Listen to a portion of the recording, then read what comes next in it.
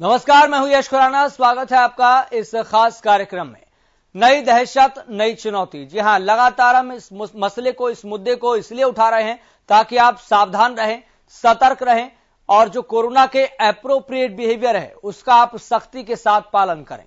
लेकिन इतना जरूर आप ये ख्याल रखिए कि कोरोना की स्थिति आज के इस मुहाने पर दोबारा से आकर खड़ी हो गई है, जिसके बाद हमें और ज्यादा सावधान रहने की जरूरत है। इसलिए हम कह रहे हैं नई दहशत, नई चुनौती। चूंकि कोरोना का नया वेरिएंट यानी कि ओमिक्रॉन देश में दस्तक दे चुका है। कर्नाटक में 2 मामले सामने आए हैं जिसमें कोरोना के नए वेरिएंट ओमिक्रॉन की तस्दीक हो चुकी है और जयपुर में भी दक्षिण अफ्रीका से 4 जो व्यक्ति हैं वो लौटे हैं और उनमें कोरोना के नए वेरिएंट ओमिक्रॉन की तस्दीक नहीं हुई है। फिलहाल वह कोरोना संक्रमित जरूर पाए गए हैं और उनके सैंपल जीनोम सीक्वेंसिंग के लिए भेजे गए हैं और रिपोर्ट आने के बाद ही कोई जानकारी दी जा सकती है। लेकिन इतना जरूर आप ये समझिए कि न केवल प्रदेश का स्वास्थ्य विभाग बल्कि देश का स्वास्थ्य विभाग भी पूरी तरह से अलर्ट मोड पर दिखाई दे रहा है। लोगों से आग्रह किया जा रहा है, अपील की जा रही है कि आप अपना ध्यान रखें। घबराने की जरूरत नहीं है, डरने की जरूरत नहीं है, क्योंकि भले ही ये नई चुनौती है, नई दहशत है, लेकिन हमने फर्स्ट वेव में, सेकेंड वेव में भी इस लड़ाई का, इस जंग का और इस नई चुनौती का डटकर सामना किया है। इसलिए आज पूरे देश भर में कोरोना के मामले लगातार गिरावट की ओर दिखाई दे रहे हैं। लेकिन ये जो नई चुनौती को लेकर बात की जा रही है, नए वेरिएंट को लेकर बातचीत की जा रही है, वो कहीं ना कहीं चुनौतीपूर्ण साबित होता हुआ दिखाई दे रहा है। लेकिन आपको घबराने की जरूरत नहीं है, डरने की जरूरत नहीं है। चलिए अब आपको ग्राफिक्स दिखाते हैं। ग्राफिक्स के जरिए आप ये ओमिक्रॉन के लक्षण जरूर समझिए जो इनिशियल इंफॉर्मेशन सामने आ रही है। तो डेल्टा के मुकाबले लक्षण इसके दिखाई नहीं देते हैं, ये जानकारी सामने आ रही है। मांसपेशियों में दर्द रहता है, बदन में थकान रहती है। तो ओमिक्रॉन के लक्षण क्या है ये हम आपको बता रहे हैं। दिल की धड़कन बढ़ जाती है। जी हां, ये लक्षण जो हम आपको बता रहे हैं, इनिशियल इंफॉर्मेशन सामने आई है, उसके आधार पर ये लक्षण फिलहाल बताए जा रहे हैं। तो डेल्टा के मुकाबले लक्षण इसके दिखाई नहीं देते। मांसपेशियों में दर्द रहता है, बदन में थकान रहती है, बदन टूटता है, दिल की धड़कन लगातार बढ़ जाती है, हल्की खांसी रहती है। और इस बात का भी आप खास तौर पर ध्यान रखें, अगर इस तरह के लक्षण देखें तो तुरंत डॉक्टर से संपर्क करें, उनको बताएं सारी स्थिति है क्या, अपनी स्वास्थ्य स्थिति के बारे में बताएं, जानकारी दें, ताकि उसके एवज में आपको इलाज भी मिल सके। तो सही समय पर सही इलाज होना बहुत जरूरी है, क्योंकि हम नहीं चाहते और पूरे देश का प्रत्येक व्यक्ति नहीं चाहता कि जो हमने पहली लहर में देखा वो इस बार की लहर में देखने को मिले। हम नहीं चाहते कि सेकंड लहर में, सेकंड वेव में जो हमने देखा वो इस वाली स्थिति में देखने को मिले। तो जहां पर एक तरफ तीसरी लहर को लेकर भी रिपोर्ट सामने आ रही थी, स्टडीज सामने आ रही थी कि तीसरी लहर अक्टूबर महीने में आ सकती है। हालांकि अक्टूबर का महीना खत्म हो गया है, दिसंबर की शुरुआत हो चुकी है और इस मसले पर एक बार फिर से गहनता के साथ चर्चा हो रही है, क्योंकि दक्षिण अफ्रीका से एक ऐसे कोरोना वायरस का, एक ऐसे नए वेरिएंट का ओरिजिन हुआ है, उत्पत्ति हुई है, जिसकी वजह से विश्व भर के सभी देश दहशत में आ गए हैं। WHO भी इसे concern of variant of concern, various of concern घोषित कर चुका है। एक होता है वेरियस ऑफ इंटरेस्ट, एक होता है वेरियस ऑफ कंसर्न, यानी कि चिंताजनक स्थिति। तो चिंताजनक ये बात है, इस बात में कोई दो राय नहीं है। लेकिन देश का स्वास्थ्य विभाग लगातार ये अपील कर रहा है, आग्रह कर रहा है कि आपको डरने की आवश्यकता नहीं है, आपको घबराने की जरूरत नहीं है। बस हमें मिलकर और डटकर इसका सामना करना है। जो कोरोना के एप्रोप्रिएट बिहेवियर है उसका हमें ईमानदारी के साथ निर्वहन करना है, उसकी पालना करनी है। और सबसे बड़ा जो सुरक्षा चक्र है वो यही है कि हम सामाजिक दूरी का पालन करें, मास्क का उपयोग करें। फिलहाल जो शुरुआती तौर पर, प्राथमिकी तौर पर जो जानकारी सामने आ रही है कि इसके लक्षण क्या होते हैं ओमिक्रॉन के, तो बदन में थकान रहती है, लगातार हम आपको बता रहे हैं, दिल की धड़कन बढ़ जाती है, बदन टूटने लगता है, हल्की खांसी रहती है। कोविड-19 की गाइडलाइंस पर सख्ती बढ़ा दी गई है प्रदेश सरकारों की तरफ से। जो विदेश से व्यक्ति लौट रहे हैं उनको ट्रेस किया जा रहा है, उनकी ट्रैकिंग की जा रही है, टेस्टिंग की जा रही है। एक बार फिर से वही स्थितियां देखने को मिल रही है। जो पहले कभी फर्स्ट वेव में देखने को मिली थी, जो पहले कभी सेकेंड वेव में देखने को मिली थी।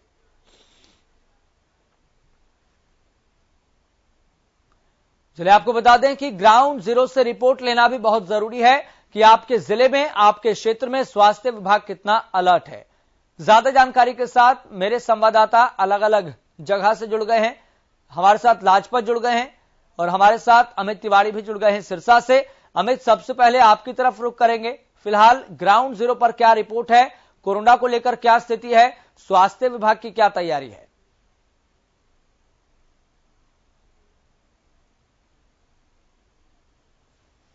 तो चिंता जायज है बढ़ना, क्योंकि जिस प्रकार के रुझान मिल रहे हैं, जो रिपोर्ट्स आ रही हैं, वो चिंता बढ़ाने वाली है। और इसी के साथ ही जो सतर्कता में ही सुरक्षा है, सबसे बड़ी बात जो है, एक नारा बड़ा कोरोना की को लेकर दिया जाता रहा है, उसी को लेकर ही ये बात की जा रही है कि सतर्कता इस समय जरूरी है और उसी को लेकर प्रशासन भी अलर्ट हो गया है। स्वास्थ्य विभाग ने अपने स्तर पर जो है अपनी जो तमाम लोगों की सुरक्षा के लिए प्रबंध करना शुरू कर दिए हैं। अगर सिरसा की बात करें तो करीब 68 लोग विदेशों से आए थे, उनकी जांच की गई है और एक सप्ताह बाद उनके और उनके पारिवारिक सदस्यों की जांच की जाएगी, ताकि कोरोना का जो नया वेरिएंट है उसका खतरा ना हो, क्योंकि हिंदुस्तान में दस्तक दे चुका है कोरोना का नया वेरिएंट। तो ऐसे में प्रशासन भी अलर्ट हो गया है और सबसे बड़ी बात है कि मास्क को लेकर भी वापस चलान शुरू हो गए, अभियान शुरू कर दिया गया है। प्रशासन की, सरकार की जो गाइडलाइन आई थी उसको प्रशासन भी अमली जामा पहनाने में जुट गया है और लगातार लोगों के चलान किए जा रहे हैं और उन्हें कोरोना गाइडलाइन की एक बार फिर जो है सख्ती से अनुपालना करवाने का क्रम जो है यश यहां सिरसा में शुरू हो गया है। जी चलिए अमित, लगातार आप हमारे साथ बने रहिए। आपको बता दें कि हमारे साथ इस मसले पर डॉक्टर सतीश चौधरी, पूर्व डीजी हेल्थ भी जुड़ गए हैं। सर, आपका सबसे पहले बहुत बहुत स्वागत। बहुत बहुत धन्यवाद जी। डॉक्टर साहब, मैं आपके पास लौटूंगा, चूंकि ग्राउंड जीरो से रिपोर्ट लेना भी बहुत जरूरी है और हमारे साथ हमारे संवाददाता लाजपत भी लगातार जुड़े हुए हैं, फिर उसके बाद मैं आपके पास लौटूंगा। लाजपत, फिलहाल ग्राउंड जीरो से क्या रिपोर्ट मिल रही है, स्वास्थ्य विभाग कितना तैयार है? जी बिल्कुल, देखिए स्वास्थ्य विभाग की जो चुनौती काफी सामने रहती है, क्योंकि कोरोना के योद्धा सबसे बड़े जो हैं स्वास्थ्य विभाग की टीम रहती है। लेकिन सबसे बड़ी दिक्कत यही है कि एनसीआर दिल्ली के नजदीक जिला सोनीपत और यूपी तीनों स्टेट जुड़ती हैं, लेकिन कोरोना का प्रकोप लगातार बढ़ रहा है। इसलिए लोगों से हमारी अपील यही है कि आप सुरक्षित रहना चाहते हैं तो मास्क जीना जरूरी, तो सबसे जरूरी मास्क है, क्योंकि ये काफी बीमारियों से बचाता है, पोल्यूशन से बचाता है, कोरोना से बचाता है। लेकिन जैसे जैसे कोरोना बढ़ रहा है वैसे वैसे लोग जरूर लापरवाह दिखाई दे रहे हैं। आपको बता दें कि जिला सोनीपत में सबसे बड़ी जो दिक्कत है वो यही है कि एनसीआर दिल्ली के नजदीक होना और अलग अलग स्टेट में जो लोग जुड़ते हैं और अन्य राज्यों से यहाँ पर मजदूर और मजबूर हैं, रोजी रोटी के लिए आए हैं। लेकिन आपको बता दें कि जो दूसरे देशों से जो लोग आ रहे हैं वो कहीं ना कहीं बीमारी को न बढ़ा दे, तो पूरी नजर है। लेकिन जिला सोनीपत पर आफत जरूर है, क्योंकि आपको बता दें कि एक तरफ किसान आंदोलन भी पूरी पीक पर है और यहाँ पर एक कोरोना की जो सबसे बड़ी जो गाइडलाइंस है सरकार की तरफ से पूरी तैयारी है, लेकिन शासन और प्रशासन ने अपनी कमर कस रखी है। कोरोना योद्धा सबसे बड़ी तो पुलिस प्रशासन को भी कहेंगे, क्योंकि उनके सामने भी काफी बड़ी चुनौती रहती है। जो कोरोना योद्धा दो ही डिपार्टमेंट है, एक पुलिस प्रशासन है, दूसरा स्वास्थ्य विभाग की टीम है। तो ये कहीं ना कहीं इनको जरूर सलूट करना होगा, क्योंकि सबसे बड़ी जिम्मेवारी इनको भी है। हमने देखा है कि दो जो कोरोना की लहर गई है उनमें दोनों प्रशासनों ने जमकर अपनी ड्यूटी निभाई है। लेकिन अब फिर तीसरी बार जो है लॉकडाउन की स्थिति न बने, इसलिए लोगों से अपील है कि अपने आप को सुरक्षित रखना है। तो कोरोना की बीमारी फिर से धीरे धीरे बढ़ रही है, उन लोगों से जरूर अपील है कि अपने आप को सुरक्षित रखें और ध्यान रखें, क्योंकि लगातार जैसे यहाँ पर बात करें तो तीनों तरफ की जो है दिल्ली, एनसीआर और सोनीपत और यूपी जुड़ती है। तो ऐसे में अनेक स्टेट के यहाँ पर रोजी रोटी के लिए जो मजदूर हैं वो मजदूर हैं। और हमारी तो सबसे बड़ी बात यही भी रहेगी कि अगर जो इस बीमारी से जीतना है तो लोगों की सुरक्षा जरूर ध्यान दें, क्योंकि जो फैक्ट्री मालिक है वो भी लापरवाह है, क्योंकि दिल्ली के नजदीक है, दिल्ली से आना जाना, अलग अलग देशों से जाना आना, तो ये कहीं ना कहीं बीमारी को बढ़ावा न देने, नजर रखना बहुत जरूरी है, क्योंकि मानव जाति पर एक बार फिर से एक बड़ा कहर बनकर ये कोरोना टूट सकता है। क्योंकि कोरोना एक बार फिर से कहर बरपाता हुआ दिखाई दे रहा है। डॉक्टर सतवीर चौधरी लगातार हमारे साथ जुड़े हुए हैं, पूर्व डीजी हेल्थ है। डॉक्टर सतवीर चौधरी जी, कितनी बड़ी हम इसे चुनौती माने आज की तमाम परिस्थितियों को देखते हुए, पूरे सिनेरियो को देखते हुए? यस जी, सबसे पहले तो मैं आपको मुबारक दूंगा कि आप जागरूकता लगातार कर रहे हैं। आपने बहुत अच्छा इंट्रोडक्शन दिया, उसमें भी जागरूकता दी। सबसे जरूरी आज के दिन में जागरूकता है, लेकिन विडंबना ये, लोगों को सबको पता है क्या करना है। गैर जरूरी घर से बाहर नहीं निकलना, पहली बात। अगर बिना जरूरत के तफरी मारने के लिए घर से बाहर नहीं निकलना। घर से बाहर निकलना है तो मास्क जरूर पहनना है। सोशल फंक्शन में अगर जाना जरूरी है, ना जाओ तो बहुत अच्छी बात है, जाना जरूरी है तो आपने दूरी रखनी है। ये 3 बातें मोटी मोटी सबको पता है और सब इसको ओपनली वॉलेट कर लें। चाहे आप सब्जी मंडी में चले जाओ, चाहे मॉल में चले जाओ, चाहे सिनेमा हॉल में चले जाओ, चाहे कहीं भी भीड़ लगी हुई है। और तो क्या है, वैक्सीन लगवाने के लिए भी महीना 2 महीना पहले वैक्सीन लगाने के लिए लंबी लंबी लाइन लगी हुई थी। तो आप बीमारी जहां बचाने के लिए जा रहे हो, आजकल टेक्नोलॉजी इतनी अच्छी है, SMS आते हैं, सिस्टम इतना अच्छा है, 20-50 से ज्यादा लोग आए ही क्यों? आप घंटे घंटे का टाइम दो, उसके हिसाब से लोग आए। गैर जरूरी बैठ के रोज हो रही हैं। डिप्टी कमिश्नर बुला रहा है, चीफ सेक्रेटरी बुला रहा है, मंत्री बुला रहा है। अब कहीं पर मंत्री पहुंचते हैं, मुख्यमंत्री पहुंचते हैं, तो उसके साथ पुलिस भी आएगी, उसके साथ जिला प्रशासन भी आएगा और चमचे भी आएंगे, लोग काम कराने वाले भी आएंगे। तो अगर कहीं पर कीड़ियां आई हुई हैं तो हम कहें जी कीड़ियां आ रही, कीड़ियों को मार दो, तो बेहतर तरीका यह है कि वहां गुड़ी ना हो। कीड़ियां किस पे आ रही हैं उसको बंद करो।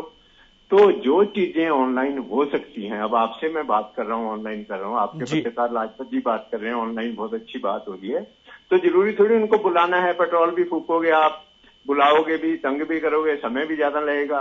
तो ऑनलाइन सारी चीजें हो सकती हैं। जब लोग कर रहे हैं तो राजनेताओं को और अफसरों को तो पहले करनी चाहिए। अफसरों को कहने से कुछ नहीं बनता। अफसर कहते जरूर हैं या नेता कहते जरूर हैं, लेकिन उनके आचरण में ऐसा नहीं आता। मास्क ना लगाने के 2 कारण लोग बताते हैं। पहला कारण तो ये बताते हैं जी सांस लेने में दिक्कत आती है, जबकि ऐसी कोई बात नहीं है। अगर तो कोई थोड़ी बहुत दिक्कत आती भी है तो बीमारी की बचने के लिए आपको उसको सहना पड़ेगा। ये एक बात होगी। दूसरी बात है जी, देखने में भद्दा लगता है। मैं कहता हूँ आपको देखने में अच्छा नहीं लगता, आप अच्छे वाला खरीद लो। और भी अच्छा आपने लेना है, आपने अपनी लिपस्टिक दिखानी है, नाक दिखाना है, मुंह दिखाना है, तो आजकल ट्रांसपेरेंट मास्क भी आ गए हैं मार्केट में, थोड़े महंगे हैं, आप वो खरीद लो। अगर आप फैशन के इतने ज्यादा कॉन्शियस हो तो आप ट्रांसपेरेंट मास्क खरीद लो, लेकिन मास्क जरूर पहनो। कम से कम अगर बाहर भीड़ वाले इलाके में जा रहे हो तो मास्क पहनना बहुत जरूरी है। ये जब स्टेज 3 में कोई बीमारी आ जाती है तो उसके लक्षण ज्यादा इंपॉर्टेंट नहीं होते। मानना यह है कि अगर कहीं 10 आदमी बैठे हैं तो मैं मान के चलूंगा उनमें से किसी एक को कोरोना है, लेकिन उसको सिम्टम नहीं, उसको खांसी भी नहीं, उसको जुकाम भी नहीं, उसको बुखार भी नहीं है, लेकिन इसको कोरोना था, कोरोना पॉजिटिव था, वो उसको थोड़े बहुत सिम्टम थे, वो सबको फैलाएगा।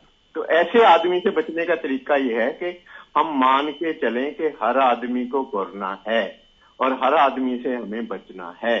ये सब बातें पहली लहर में और दूसरी लहर में अच्छी तरह देख चुके हैं।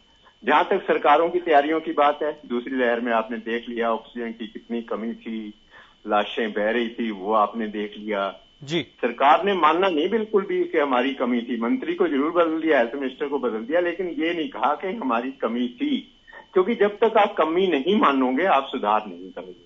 अब भी क्या हो रहा है, वो मैं उदाहरण देता हूं कि लड़की की शादी होती है तो 100 बाराती बुलाए होते हैं, तो 200 बारातियों का हम खाना बनाते हैं। ये नहीं कि 100 आदमी आएंगे तो 50 का खाना बनाओ, ऐसा तो कोई नहीं करता। तो आपको पता है ओमिक्रॉन आ रहा है, जोर शोर से आ रहा है, तो आप तैयारी करो। नहीं आएगा कोई बात नहीं है, खाना बच जाएगा आपका। कोई सरकार का पैसा है, कोई घर से तो कोई, आप उसमें कंजूसी, कोई भी नहीं कह रहा कंजूसी करो। अब पिछले साल स्वास्थ्य का बजट जब पेश हुआ, उम्मीदें बहुत थी कि क्योंकि दूसरी लहर ताजी निकली थी कि स्वास्थ्य का बजट तो बहुत ज्यादा होगा। इंटरनेशनल 12% स्वास्थ्य का बजट है यूरोप के देशों में, कनाडा में, अमेरिका में। चलो 12 नहीं तो हमारे हेल्थ एक्सपर्ट कहते हैं कि 6% तो होना ही चाहिए। 6% भी नहीं, 3% होना चाहिए। लेकिन हमारा स्वास्थ्य का बजट जीडीपी का 1.5% से भी कम है। पिछले साल हमारा स्वास्थ्य बजट टोटल जीडीपी का 1.37% था। जब आप स्वास्थ्य को पैसा ही नहीं दोगे तो स्वास्थ्य सुविधाएं कहां से आएंगी? यही नुकसान क्या कर रखा प्राइवेटाइजेशन में। अब पहले ये जमाना होता था कि लोग सिविल अस्पताल में आते थे, सीरियस होते थे, प्रॉब्लम होती थी, अब उल्टा हिसाब हो गया। अब हमारे मुख्यमंत्री हैं वो मेदांता में जाके दाखिल होते हैं, स्वास्थ्य मंत्री को हड्डी टूटती है तो मैक्स हॉस्पिटल मोहाली में जाके दाखिल होते हैं। इसका मतलब, सीधा सा मतलब ये है कि सरकारी अस्पतालों में सुविधाएं नहीं है, तभी उनको प्राइवेट अस्पतालों में जाना पड़ रहा है। होना उल्टा चाहिए, आपको सुविधाएं बढ़ानी चाहिए। और ये कोरोना वेव ने एक बहुत अच्छा मौका दिया था। वो कहते हैं ना, विपदा में जो मौका मिला था आपको, आपदा में उसका फायदा नहीं उठाया। बजट बहुत ज्यादा बढ़ा देना चाहिए था। कहने को तो इन्होंने कहा कि 37% बजट बढ़ा दिया, लेकिन असल में जब हम डिटेल में देखते हैं, उस 37% बढ़ाने में से 40% तो वैक्सीनेशन पे खर्च हो गया, यानी कि उल्टा हो गया। 60% रह गया बजट। फिर क्या किया, एक जादूगरी करके उसमें जो स्वच्छता का प्रोग्राम है, टॉयलेट बन रहे हैं, दूसरी चीजें, वो भी हेल्थ के खाते में डाल दी। तो कहने के लिए तो स्वास्थ्य का बजट बढ़ा है, लेकिन स्वास्थ्य का बजट बिल्कुल नहीं बढ़ा। केंद्र सरकार को स्वास्थ्य का बजट बढ़ाना होगा, राज्य सरकारों को सारी सुविधाएं बढ़ानी होगी, चाहे वेंटिलेटर की हो, चाहे बेड बढ़ाने को हो, चाहे ऑक्सीजन की हो, ये सारी सुविधाएं बढ़ानी पड़ेगी। डॉक्टर साहब, अगर बात करें यहाँ पर, मैं आपको माफी के साथ रोकना चाहूंगा, सवाल बहुत महत्वपूर्ण है। जो इनिशियल इंफॉर्मेशन सामने आ रही है, दक्षिण अफ्रीका में देखा गया कि 200% की रफ्तार से वहां पर कोरोना के केस लगातार बढ़ रहे हैं। दैनिक मामलों की बात करें तो 11,000 से ज्यादा मामले दक्षिण अफ्रीका में सामने आए थे। मतलब ये तो माना जा रहा है कि ये जो ओमिक्रॉन वायरस है वो बहुत तेजी से फैलता है। इसको लेकर कोई इंफॉर्मेशन आपके पास हो, जो अलग से हो, अतिरिक्त हो, जो आप दर्शकों तक पहुंचाना चाहें कि कितना घातक है, कितना संक्रामक है? एक बहुत सीधी सी बात है कि जब भी कोई नई वेरिएशन आएगी, नई म्यूटेशन आएगी, पहले से ज्यादा खतरनाक आएगी, ज्यादा विरुलेंट आएगी, ज्यादा ताकतवर आएगी। ये तो चोर सिपाही का खेल है। चोर अपने नए नए तरीके इजाद करता है, सिपाही को उसको पकड़ने के लिए नए तरीके इजाद करने पड़ते हैं। जैसे मच्छर का उदाहरण देता हूं, पहले मच्छर डीडीटी से मर जाया करते, फिर बीएचसी आई, उससे मरने लगे, उसके बाद मेलाथोन डालने लगे, फिर पैरेथियम डालने लगे, फिर डेल्टामेथ्रिन डालने लगे। अब डेल्टामेथ्रिन से भी मच्छर नहीं मरता, और अब सर्दियों में भी मच्छर रहते हैं, पहले गर्मियों में होते थे, बरसात में होते थे। तो मच्छर अपने चेंज कर रहा है, जैसे मच्छर चेंज करता है, बैक्टीरिया चेंज करता है, इसी प्रकार पैरासाइट ने चेंज किया है, आगे भी चेंज होता रहेगा। वो अपने बचने के लिए काम कर रहा है, लेकिन हमें अपने बचने के लिए उसको दुश्मन समझ के हमें अपने हथियार यूज करने हैं। तो आपको लगता है कि सरकारों ने अपने तरीके बदले हैं इस नई चुनौती से निपटने के लिए? नए तरीकों का इजाद किया गया है। स्वास्थ्य ढांचा पहले के मुकाबले, अगर 1 साल पहले की बात करें तो कितना मजबूत स्थिति में देख पा रहे हैं आप? प्रदेश सरकार की बात हो चाहे केंद्र सरकार की बात हो, ना के बराबर, ना ऊंट के मुंह में जीरा। बहुत मौका था स्वास्थ्य सुविधाएं सुधार करने का, लेकिन लगभग सुधार ना के बराबर हुआ है। आप कहीं पर बेड देख लीजिए, अगर कहीं 200 बेड का अस्पताल था, तब मानते हैं कि 200 बेड का अस्पताल है, 400-600 बेड का अस्पताल वहां होना चाहिए, तो 200 का 250 तो कर दो। आप देख लो कितने जिला अस्पतालों में बेड पड़े हैं। कोई जिला देख लो जहां 300 बेड का था, वहां 300 से 320 हो गए होंगे ज्यादा। जहां 500 बेड का हॉस्पिटल था, 510 हो गए होंगे, और हो सकता वो भी कागजों में हुए हों। कोई डॉक्टरों की संख्या नहीं बढ़ी, एएनएम की संख्या नहीं बढ़ी, कोई जीएनएम नहीं बढ़ी। अभी भी डॉक्टरों के 200-250 से ज्यादा पद रिक्त पड़े हैं, सैंक्शन पद ही भरे नहीं जा रहे। वैसे तो डॉक्टर का नंबर ही ज्यादा होना चाहिए, चलो आप नंबर ज्यादा नहीं मानते, लेकिन जो सैंक्शन पद हैं वो तो भरे जाने चाहिए, चाहे फार्मासिस्ट के हों, चाहे नर्स के हों, चाहे डॉक्टर हों। सैंक्शन पोस्ट ही नहीं भरी हुई। उसके ऊपर जो सैंक्शन पोस्ट भरी हुई भी हैं, तो डॉक्टर सिविल अस्पताल जिला लेवल पे लगे हुए हैं। जी, मतलब जो हर पहलुओं को लेकर जो सुधार होना चाहिए था वो समय के साथ नहीं हुआ है, जो फोकस करना चाहिए था वो फोकस नहीं हुआ है। लेकिन फिलहाल डॉक्टर साहब, अगर बात करें जो फिलहाल देश में स्थिति देखने को मिल रही है ओमिक्रॉन को लेकर, कर्नाटक में 2 नए मामलों की तस्दीक हो चुकी है। जयपुर में भी दक्षिण अफ्रीका से 4 नए मामले सामने आए हैं। हालांकि इस बात की तस्दीक नहीं हुई है कि वो ओमिक्रॉन वायरस से संक्रमित है। सैंपल के लिए भेजा जरूर गया है, रिपोर्ट आने के बाद ही कुछ कहा जा सकता है। लेकिन बात करें सॉल्यूशन की, तो सॉल्यूशन क्या हो सकता है? फिलहाल ओमिक्रॉन वायरस देश भर में ना फैले, इसके लिए राज्य सरकारों को अब किस स्तर पर और क्या एहतियात अब उठाना चाहिए? बेसिक रूल ये है कि जब तक रिपोर्ट नहीं आई उसको ओमिक्रॉन माना जाए। ये बेसिक रूल है। जी। और इसी रूल को मान के हमें आगे चलना है। जिस दिन रूल आउट हो जाएगा ओमिक्रॉन नहीं है तो ठीक है, हम निश्चिंत हो जाएंगे। मैं कभी भी नहीं कहता खौफ करें, किसी भी बीमारी का खौफ करना कोई इलाज नहीं है। खौफ डर से कुछ नहीं होगा, लेकिन सावधानी नहीं छोड़नी। राजनेता और अफसर कह देते हैं कि लोग नहीं मानते, तो लोगों को मनाना तो आपका काम है ना। जब आपको मनाना होता है फिर तो आप मना लेते हो, और जब आपको ये लगता है ऐसे ये जनहित की बात है तो फिर आप कहते हो लोग नहीं मान रहे। तो लोगों को मनाना सरकार का काम है। जो बड़े बड़े पोस्टर आप ये लगा रहे हो कि गैस मुफ्त आ रही है, खाना मुफ्त मिल रहा है, वो लिखने की बजाय आप वैक्सीनेशन लिखो। वहां ये लिखते इतने टीके लग गए, उनको लिखो सभी लोग अपना टीका लगवाएं। और जो लगवाना चाहते हैं, ऐसे कई लोग सब जगह मिल जाते हैं जो लगवाना चाहते हैं। कोई कहता मेरी एंट्री नहीं हो पा रही उसमें, कोई किसी को कोई प्रॉब्लम। जो लगवाना चाहते हैं उनको सबको टीके लगाए जाएं, और जो नहीं लगवाना चाहते उनको मोटिवेट किया जाए, उनको बताया जाए, उनको समझाया जाए, तो वो मान जाएंगे। चलिए डॉक्टर साहब, बहुत बहुत शुक्रिया अपना कीमती समय देने के लिए, जुड़ने के लिए, तमाम जानकारियों को साझा करने के लिए। लाजपत, आपका भी बहुत बहुत शुक्रिया जानकारी साझा करने के लिए, ग्राउंड जीरो से रिपोर्ट देने के लिए। अमित, आपका भी बहुत बहुत शुक्रिया ग्राउंड जीरो से रिपोर्ट देने के लिए।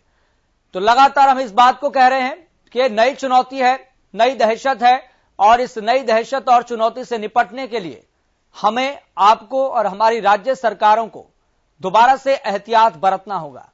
दोबारा से उसी मोड पर आना होगा जिस मोड पर हम पहली वेव से पहले थे। तो आप इन तमाम बातों का जरूर ख्याल रखें, वैक्सीनेशन जरूर करवाएं, सतर्क रहें, सावधान रहें, अपना ख्याल रखें और अपनों का भी ख्याल रखें। फिलहाल मुझे दीजिए इजाजत, देखते रहिए हरियाणा न्यूज।